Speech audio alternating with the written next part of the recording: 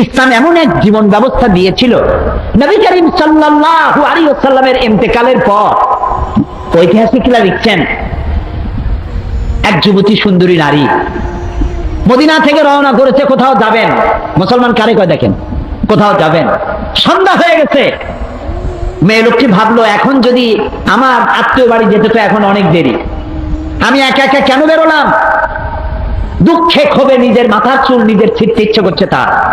আহারে, এখন যদি আমি কোনো পরপুরুষের সামনে পড়ি তাহলে তো আমার সারা জীবনের লালিত সতীত্ব ধ্বংস হবে, আমার অলংকার আদি চুরি হবে। ভয়তে চোখ দিয়ে পানি পড়তেছে। আস্তে আস্তে করে গন্তব্যের দিকে আগাচ্ছে। হঠাৎ দেখতে পেল দূরের থেকে একটা যুবক পুরুষ তার দিকেই আসতেছে। মেয়ে লোকটি ভয়তে বসে পড়েছে। সুন্দরী যুবতী নারী বসে বসে ভয়ের চোটে, এখনই আমার সব শেষ। যুবকটি আস্তে আস্তে করে হেঁটে মহিলাটির সামনে এসে দাঁড়ায়ছে। মহিলা ভয়তে চোখ থেকে দর দর করে পানি পড়ছে। যুবক বলছে কি জানেন? যুবকটি মেয়ে লোকের চোখের উপরে চোখ রেখে বলছে, মা, আমাকে দিয়ে তোমার কোনো ক্ষতি হবে না। মা, তুমি কোথায় যেতে চাও আমাকে বলো, আমি তোমাকে নিরাপদে পাহারা দিয়ে তোমার গন্তব্যে পৌঁছে দেব। আমার পরিচয় শোনো, আমি মুসলমান। নবী করিম সাল্লাল্লাহু আলাইহি ওয়াসাল্লাম এই মুসলমান বানাইছিলেন। ওমর রাদিয়াল্লাহু তাআলা আনহু জেরুজালেম দখল করলেন। জেরুজালেম দখল করার পর নামাজের রক্ত হয়েছে। জেরুজালেমটা দখল হয়েছিল আবু উবাইদা ইবনুল জাররাহ রাদিয়াল্লাহু তাআলা আনহু রাতে। কিন্তু ওরা বলল, যারা শাসন করে তারা বলল যে আমরা তো পরাজিত হয়েছি, তো তোমাদের হাতে নগরের চাবি দেব না, আমরা সারেন্ডার করব, আমিরুল মুমিনিনকে আনো। তা আমিরুল মুমিনিন গেলেন, সে ঘটনা লম্বা, সেটা আমার বক্তব্য না। যাওয়ার পরে নামাজে রক্ত হয়েছে। উনি এখন নামাজের জায়গা খুঁজতেছেন। এক পাদ্রী এসে বললেন যে, আমিরুল মুমিনিন, আপনি কি খুঁজছেন? তিনি বললেন যে, আমি নামাজ পড়বো, আমার তো নামাজে রক্ত হয়ে গেছে। তিনি বললেন, আমাদের গির্জা ছেড়ে দিলাম, আমাদের গির্জায় গিয়ে আপনি নামাজ পড়ে আসেন। ওমর রাদিয়াল্লাহু তাআলা আনহু বললেন, কখনো আমি তোমার গির্জায় নামাজ পড়বো না। কেন? এই জন্য পড়বো না, আজকে যদি আমি তোমার গির্জায় নামাজ পড়ি, অসম্ভব নয়, কোন একদিন কোন মুসলমান হয়তো দাবি করে বসতে পারে, আমিরুল মুমিনিন যেহেতু নামাজ পড়েছেন গির্জায়, এটা গির্জা না, এটা আমাদের মসজিদ, আমি চাই না তোমাদের গির্জা মসজিদ হয়ে যাক। সুবহানাল্লাহ। ইসলাম কি আর আমি বুঝি কি, আর আমি যাচ্ছি কোথায়? ইসলামের চাইতে পরধর্ম সহিষ্ণু জাত আকাশের নিচেও নাই, জমিনের উপরেও নাই। সুবহানাল্লাহ বিহামদিহি। খোলসটা ধরে আছি, আসলটা বাদ দিয়ে দিছি। আমরা যখন মসজিদে যাই তখন মুসলমান থাকি, কিন্তু আমি যখন দোকানে যাই তখন আমি মুসলমান থাকি না। কথা কি বোঝেন? কথা কি বোঝেন? হায় রে মুসলমান, বলতেও লজ্জা করে। এই যে ভেজাল ধরা আবিষ্কার, যখন ভেজাল ধরার জন্য ঢাকায় যখন অভিযান চললো, হায় হায় রে, কি দেখলাম! কি সব নাম করা হোটেলে কি খাওয়ায়! গরিবে খাইলে কয় যে ফ্যান খায়। এই তাও ভাতের যে মার, ওইটার কি বলে এখানে? মার বলে, মার। আমাদের পিরোজপুর বরিশালে কয় ফ্যান। গরিবে যদি খায় ফ্যান, ওই ফ্যানটাকে বড় বড় হোটেলে এইরকম সুন্দর কাপের মধ্যে দিয়ে একটু মশলা ছিটাইয়া, এইটার দাম 150 টাকা। এটা হলো রাইস স্যুপ। গরিবে খাইলে মার খাইছে, ফ্যান খাইছে। রসগোল্লা, বিরাট বিরাট নাম করা মিষ্টির দোকান, নাম বলবো না, রসগোল্লা বানায়। রসগোল্লা বানাতে গেলে ছানা লাগবে, যত ছানা লাগবে তত দুধ লাগবে। এখন এত দুধ, পয়সা খরচ হয় বেশি, আমার লাভ করা লাগবে বেশি। সেই জন্য দুধের ভিতরে টয়লেট পেপার ছেড়ে দিয়া, চাল দিয়া তাড়াতাড়ি ছানা বানায় ফেলায়। ইন্না লিল্লাহি ওয়া ইন্না ইলাইহি রাজিউন। চানাচুর গুলা, পচা বিস্কিট, পচা ময়দা, নুডলস, সব পচা ময়দা, এগুলির মধ্যে তেলের পোড়া মোবিল দিয়া ভাজি করে সুন্দর করে মুখে মজা লাগাইয়া খাওয়াই দিল। প্রিয় ভাই সব, সুতরাং নবী করিম সাল্লাল্লাহু আলাইহি ওয়াসাল্লাম এই সুন্দর ইসলাম দিলেন। কাফেররা মনে করছিল প্রথমে যে আমাদের বুঝি ধ্বংস করতে আসছে। যখন তারা দেখল নবীজির শাসনে ইসলাম রাষ্ট্রীয় ফর্মুলায় আসার পর বৃদ্ধরা ভাতা পায়, বয়স্করা ভাতা পায়, বেকারেরা ভাতা পায়, খাবারের অভাব কারো নাই, সকলের ঘরে দুয়ারে দুয়ারে খাবার, নিরাপত্তার প্রশ্নে মানুষের দরজা খুলে ঘুমায়, চোরের ভয় নাই, ডাকাতির ভয় নাই। যারা চোর ছিল, ডাকাত ছিল, তারা মানুষের সম্পদের পাহারাদার হয়ে গিয়েছে। নবীজির মদিনার শেষ জীবনে শেষ সূরা যেটা নাযিল হলো, আল্লাহ তাআলা বলছেন ইযা জাআ নাসরুল্লাহি ওয়াল ফাতহ ওয়ারাআইতান নাসা ইয়াদখুলুনা ফি দীনিল্লাহি আফওয়াজা ফাসাব্বিহ বিহামদি রাব্বিকা ওয়াস্তাগফির ইন্নাহু কানা তাওয়াবা। যখন আল্লাহর মদদ আসবে, বিজয় আসবে, দেখতে পাবেন দলে দলে লোক ইসলামে প্রবেশ করছে। নবী করিম সাল্লাল্লাহু আলাইহি ওয়াসাল্লামের ইন্তেকালের আগে দেখা গেল আশেপাশে আর কাফের নাই, সব ইসলামের ছায়াতলে চলে এসেছে, ঘোষণা করেছে লা ইলাহা ইল্লাল্লাহু মুহাম্মাদুর রাসূলুল্লাহ। সুবহানাল্লাহ। অমুসলিমরা মনে করেছিল মুহাম্মদ সাল্লাল্লাহু আলাইহি ওয়াসাল্লাম আমাদের মূর্তি ভাঙতে আসছে। রাসূলুল্লাহ তো মূর্তি ভাঙছেন, কাবা শরীফের মধ্যে অবৈধভাবে মূর্তি উঠেছিল, সেই জন্য সেগুলো ভাঙছেন। কারো বাড়ি গিয়ে কারো মূর্তি তো ভাঙেন নাই। আছে কোনো হাদিস, কোনো দলিল আছে যে কারো বাড়ি গিয়ে মূর্তিগুলো ভালাই দিয়েছে তাদের মূর্তি? যেহেতু আল্লাহর ঘর, এর ভিতরে মূর্তি থাকতে পারবে না, তিনি বের করে ফেলেছেন। আল্লাহ তো কোরআন শরীফে বলেছেন কারো দেবতাকে গালি দিও না, কারো দেবতাকে গালি দিলে ওরা তোমার আল্লাহরে গালি দিবে। কারো মন্দির ভেঙো না, প্যাগোডা ভেঙো না, গির্জা ভেঙো না, কারো উপাসনালয় ভেঙো না। সুবহানাল্লাহ বলবেন না? আমি সেদিন বরিশালে বলছিলাম, কদিন আগে বরিশালে মাহফিল ছিল, বললাম যে একজনের শরাব খাওয়ার অভ্যাস ছিল। শরাব বোঝেন তো? মদ খাওয়ার অভ্যাস। কিন্তু তার মোষ ছিল খুব বড়।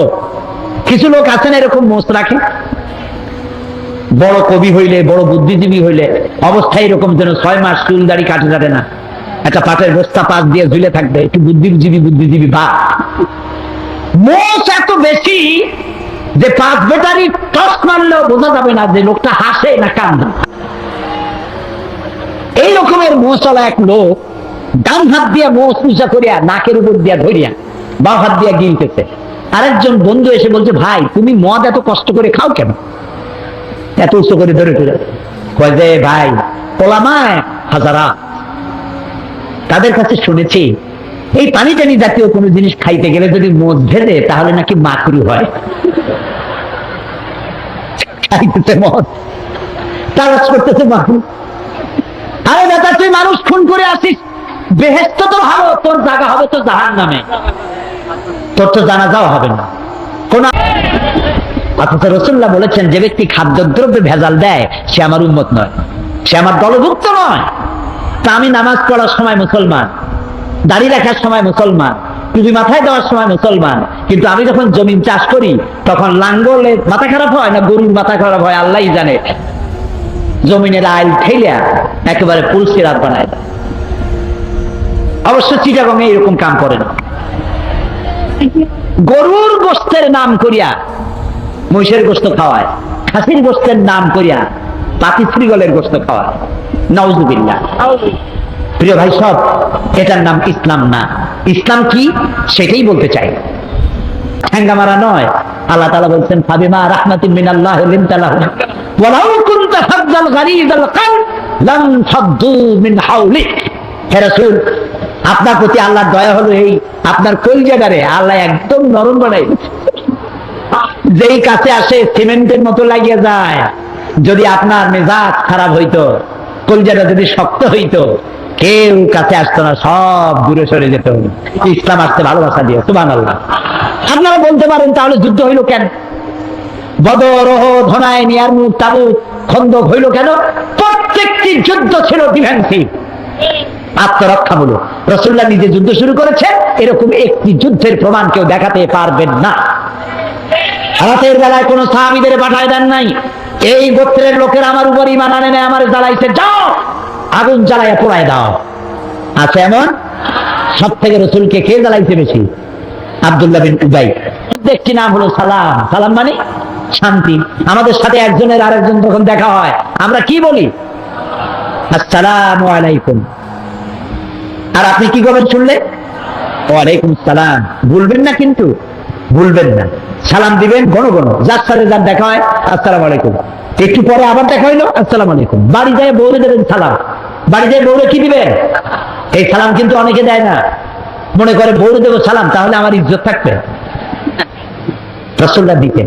ঘরের মধ্যে গিয়ে আপনি বলছেন আসসালামু আলাইকুম, তার অর্থ কি আপনি আপনার ঘরের মধ্যে আল্লাহর রহমত দিয়ে প্রবেশ করতেছেন। তবে আজকে স্ত্রী না বুঝে ফট করে সালাম দিয়ে, হয়তো স্ত্রী ভয় পেয়ে যাবে যে কোনোদিন সালাম দেয় না, আজ যখন সালাম দিতে খবর আছে, এই জন্য বুঝাই নিবে সালাম দেওয়া সুন্নত। সালাম দেওয়া কি সুন্নত। তাহলে আমরা পরস্পর দেখা হইলে সালাম দেই, নামাজ পড়ে শেষে কি বলি? আসসালামু আলাইকুম ওয়া রাহমাতুল্লাহ। জীবনের শেষ নামাজ কোনটা? জানাজা। সেই জানাজায় আমরা কি বলি? শেষে গিয়ে আসসালামু আলাইকুম ওয়া রাহমাতুল্লাহ।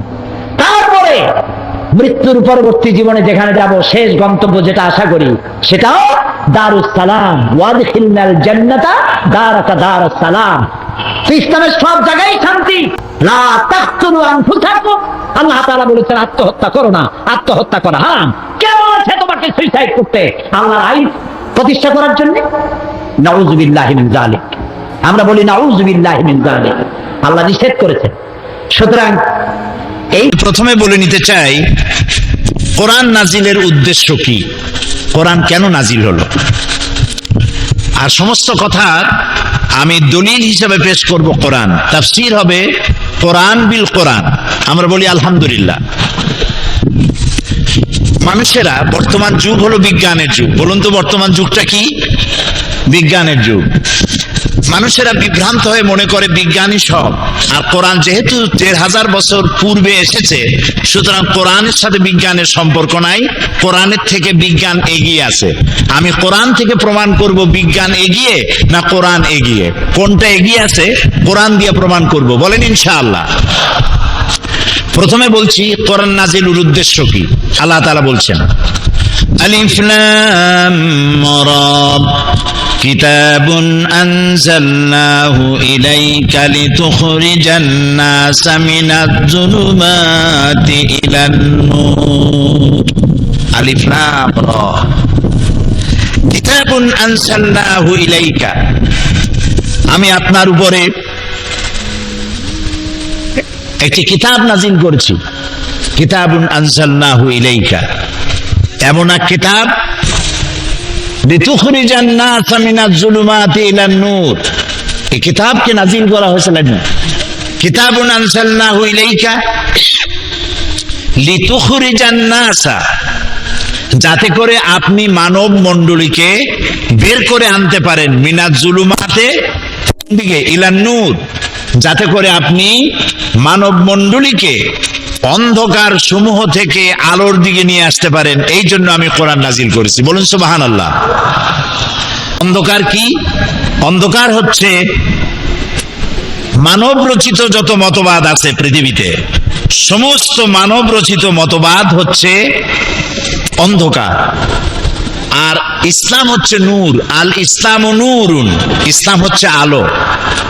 আল্লাহ তাআলা কোরআনে কারীমের মধ্যে অন্ধকার বুঝাবার জন্য অন্ধকারকে বহু বচনে ব্যবহার করেছেন, জুলুমাত বলেছেন, কিন্তু আলোর ব্যাপারে তিনি এক বচন ব্যবহার করেছেন। আলোর বহু বচন হলো আনোয়ার, নূরের বহু বচন আনোয়ার। এই শব্দ তিনি ব্যবহার করেন নাই কোরআনে কারীমে। তার মানে হচ্ছে ভুলের অনেক পথ হয়, আর যেটা রাইট সেটার পথ এক হয়। আপনারা জানেন অঙ্ক পরীক্ষার দিন যাদের অঙ্ক রাইট হয় না, ভুল হয়, তাদের ভুলগুলি হয় নানান প্রকার। আর যাদের অঙ্ক রাইট হয় তাদের রেজাল্ট, তাদের ফলাফলটা কয় রকম হয়? একরকম হয়। এই জন্য হকের পথ, নূরের পথ, আলোর পথ একটি, আর অন্ধকারের পথ অনেক। সেজন্য আল্লাহ তাআলা বলছেন যে আমি কোরআন নাজিল করেছি এই জন্য যাতে করে আপনি মানব মণ্ডলীকে অন্ধকার থেকে আলোর দিকে নিয়ে আসতে পারেন। এ হলো এক। 2 নম্বরে কোরআন নাজিলের 2 নম্বরের উদ্দেশ্য হচ্ছে তাহা মা আনজালনা আলাইকাল কুরআনা লিতাশকা। হে নবী, কোরআন আমি এই জন্য নাজিল করি নাই যে কোরআন আপনার ভাগ্যকে বিপর্যস্ত করে দেবে। কোরআন নাজিল হয়েছে মানুষের ভাগ্যকে পরিবর্তন করে দেবে বলে। তো কোরআন নাজিলের উদ্দেশ্য হলো ভাগ্য পরিবর্তন করা, মানুষের দাসত্বের শৃঙ্খল থেকে মুক্ত হওয়া, এক আল্লাহর গোলামি করা। এবং এর মূল উদ্দেশ্য হচ্ছে অন্ধকার সমূহ থেকে আলোর দিকে নিয়ে আসা, এবং সেই কাজটি নবী করিম সাল্লাল্লাহু আলাইহি ওয়াসাল্লাম করেছিলেন। কোরআন এটি মানব রচিত নয়। কোরআন কার? কোরআনের ভিতরে যত বাণী আছে, বাণীগুলি কার বলেন সবাই? আল্লাহ তাআলা বলছেন, মা ইয়ানতিকু আনিল হাওয়া ইন হুয়া ইল্লা ওয়াহয়ুন ইউহা। আমার নবী কোরআনের নামে যে কথাগুলি বলেন সেগুলি ওহী। তিনি নিজের থেকে বানিয়ে কোনো কথা বলেন না। যদি নিজের থেকে বানায়া কোরআনের ভিতরে একটি কথাও যদি তিনি ঝুঁকায় দিতেন, তাহলে আমি তার ডান হাতকে চেপে ধরতাম এবং তার কণ্ঠনালীকে আমি কেটে ফেলে দিতাম। সুবহানাল্লাহ। তাহলে কোরআনের মধ্যে কোনো ভুল নাই। আল্লাহ তাআলা চ্যালেঞ্জ করেছেন, ওরা বলেছিল কাফেরেরা, যেটা রাসূলের বানানো, নবী করিম সাল্লাল্লাহু আলাইহি সাল্লামের বানানো। বলেন নাউযুবিল্লাহ। কোরআন যখন নাজিল হচ্ছিল, নবী করিম সাল্লাল্লাহু আলাইহি সাল্লাম তখন মুখস্থ করতেছিলেন খুব দ্রুততার সাথে। আল্লাহ তাআলা বললেন, লা তুহাররিক বিহি লিসানাকা লিতাজালা বি। কোরআন মুখস্থ করার জন্য এত তাড়াহুড়ো করার কোনো প্রয়োজন নাই। আমার জিব্রাইল যখন আপনার উপরে কোরআন অবতীর্ণ করে, আপনি জিব্রাইলের সাথে একবার উচ্চারণ করবেন, গোটা কোরআন শরীফকে আপনার কলিজার ভিতরে মুখস্থ করিয়ে দেওয়ার দায়িত্ব আমি আল্লাহ। আমি আপনাকে মুখস্থ করার ক্ষমতা দিয়ে দিব। আল্লাহ তাআলার দরবারে লাখো কোটি শুকর আদায় করছি যে মহান আল্লাহ তাবারক ওয়া তাআলা দুবাই সরকারের আমন্ত্রণে আপনাদের খেদমতে আল্লাহর নগণ্য গোলামকে হাজির করে দুবাই ন্যাশনাল ঈদ গ্রাউন্ডের এই বিশাল ময়দানকে কানায় কানায় পূর্ণ করে দিয়েছেন। আমরা আল্লাহ শুকর অর্থে বলি আলহামদুলিল্লাহ। মুহাব্বতের সাথে আবারও বলেন আলহামদুলিল্লাহ। রব্বানা লাকাল হামদ হামদান কাসীরান তাইয়্যিবান মুবারাকান ফীহি। ইয়া রাব্বি লাকাল হামদু কামা ইয়ানবাগি লিজালালি ওয়াজহিকা ওয়া আযীমি সুলতানিকা। আমরা আল্লাহ তাআলার শুকর আদায় করে নিলাম, যিনি দয়া করে কোরআন নাজিলের মাসে রমজানুল মুবারকে আমাদেরকে কোরআনের এজাজ সম্পর্কে, the miracle of the holy Quran, কোরআনের এজাজ মুজিজা সম্পর্কে জানার জন্য এই মাহফিলে হাজির করেছেন। তার দরবারে বিনয়ের সাথে শুকরিয়া আদায় করি, পড়ি আলহামদুলিল্লাহ।